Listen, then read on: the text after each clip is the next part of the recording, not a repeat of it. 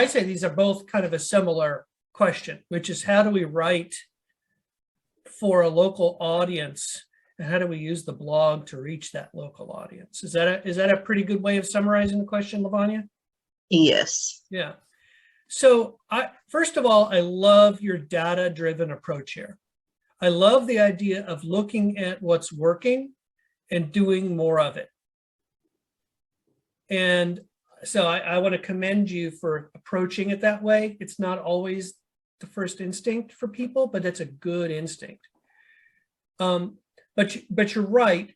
Blogs in general tend to reach a very big audience, especially if we're asking and answering questions other people ask. That's not necessarily related to a particular geography. For instance, I have a client, they do landscaping. If you do landscaping, you're in a very specific area, right? You can't even work on the other side of your own state. You really are really limited. So their highest performing content is like, how much does it cost to build stone steps? Tons of visitors all over literally the world. Does that really help them? Well, no, because they can't help someone on the other side of the country, let alone side of the world, build stone steps. They're not that big of a company. So, but the proof is in the concept. If people want to know how much stone steps cost, presumably they will want to know how much other things cost.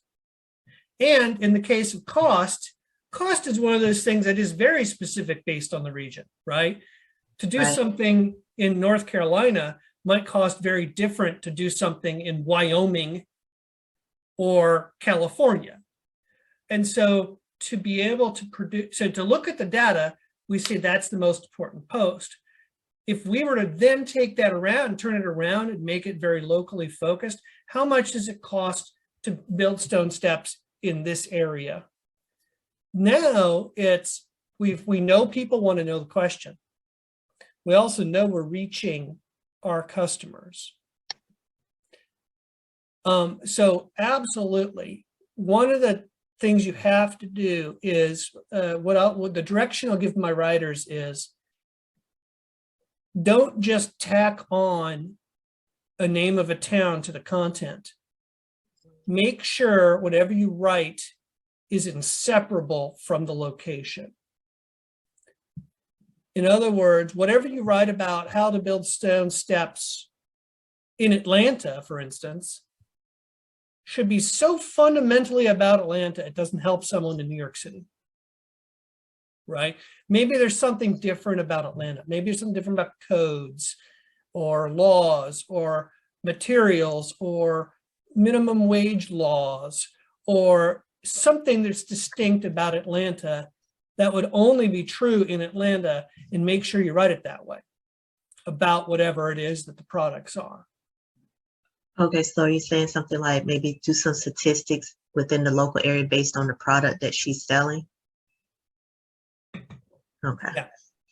Or, what is it, why does she want to reach her local place? Is it because her products are very local specific? Let's say they are coffee mugs for Atlanta. Well, maybe some people outside Atlanta want to buy a coffee mug, but your target audiences. So then it's easy. But what if it's, I'm a business owner and I don't want to ship my products across the country, which costs a lot of money, which is legitimate, right? Yeah, I think that's part of it. But then the answer is, make sure you feature that as a bonus. Like, hey, this is really inexpensive if you are local to me, because the shipping is really cheap, and make that a selling point of your product so that people see the advantage of buying from you as opposed to buying from any old person who sells the same product anywhere else, for instance, right? Okay. But yeah, writing blog posts and making sure that the location is inseparable from the content. Statistics are great.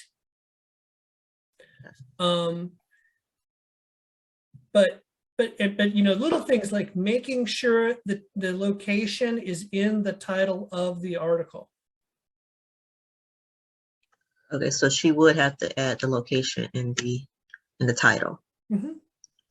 Yeah, and it, you know, I would not go backwards and change URLs, but you can change titles and headlines without changing the URLs. Okay. Right. Mhm. But, you know, and it doesn't have to be repetitive and shouldn't be repetitive, right?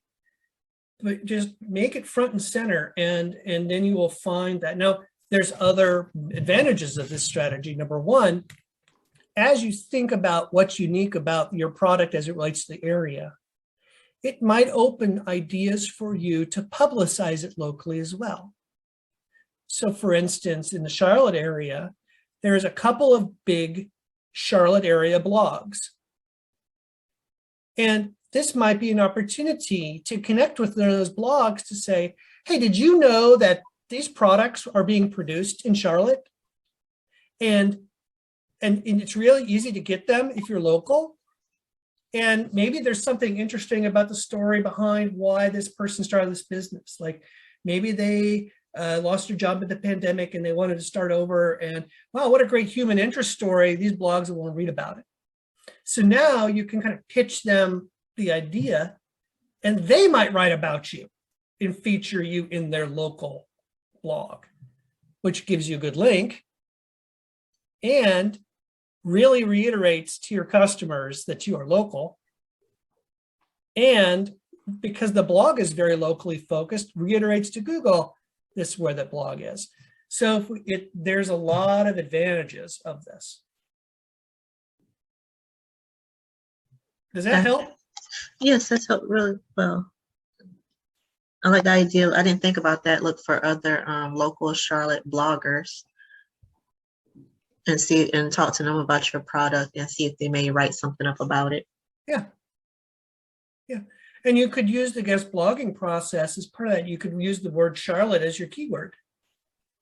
Charlotte write for us, Charlotte guest blogger, Charlotte guest author, you know, and look for blogs that are local that are looking for writers, and then you can get included on those websites.